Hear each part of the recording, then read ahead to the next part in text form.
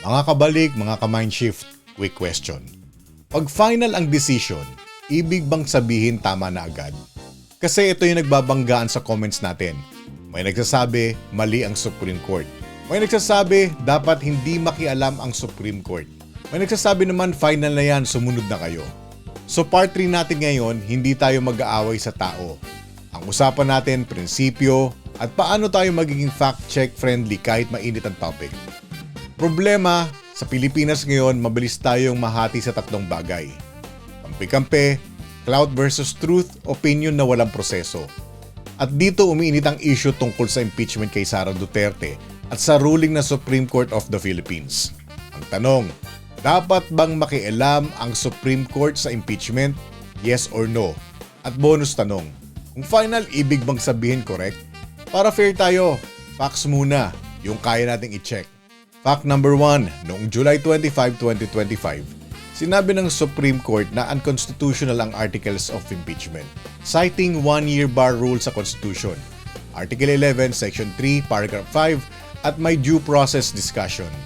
Fact number 2, noong July 29, 2026, sa press briefer, sinabi ng SC na denied with finality ang motion for reconsideration na inihain ng House of Representatives of the Philippines at pinagtibay nila yung July 25 ruling.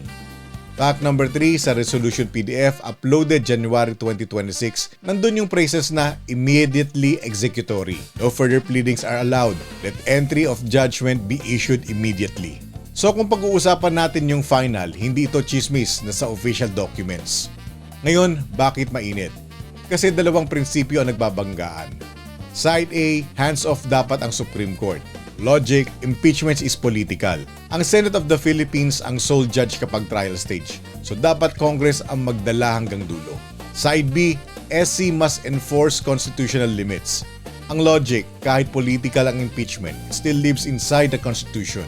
Kung may constitutional guardrail like the one-year bar, may role ang SC to interpret and enforce that. Side C, mixed. Pwede raw i-check ng SC ang rules and boundaries, pero dapat iwas sa pagpasok sa political merits. Now, neutral tayo. Lahat ng side may pinanggagalingan. Pero here's the key, hindi kayo nag-aaway dahil bobo ang isa. Nag-aaway kayo dahil magkaiba kayo ng priority. Priority ng iba, accountability speed. Priority ng iba, process plus constitutional guardrails. Ito ang pinaka-importanteng distinction. Final. Final means tapos na ang proseso sa level ng SC. In this case, SC itself say denied with finality and immediately executory. But correct is a different question. Correct ba as in moral satisfying, political convenient, emotionally fair? Minsan a decision can be final but people still feels it's unfair. Minsan people feel tama pero legally barred by rules. So ang mature stance is pwede kang hindi agree pero if you want to change outcomes in the future, you don't fight feelings with feelings. You fight process with process, laws, reforms, better rules, better timing. Ano ang impact nito? 1. Public trust. Kapag di naiintindihan ng tao ang why, lalakas ang conspiracy thinking. Number 2. Accountability narrative. May mga tao sasabihin, di wala nang mananagot. Pero careful.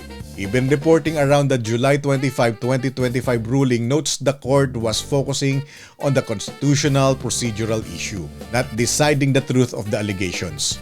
Number 3, institutional boundaries. Kapag parehong institusyon nagmamatigasan, delikado sa stability. Kaya dapat discussion natin is paano mag-coexist ang accountability at rule of law. So ano ang gagawin natin bilang mamamayan? Action number 1, separate facts from feelings. Fact, may one-year bar sa Constitution. Fact, SC said denied with finality. Feelings, tama, mali, dapat, hindi dapat, valid yan. Pero dapat nakaangkla sa facts.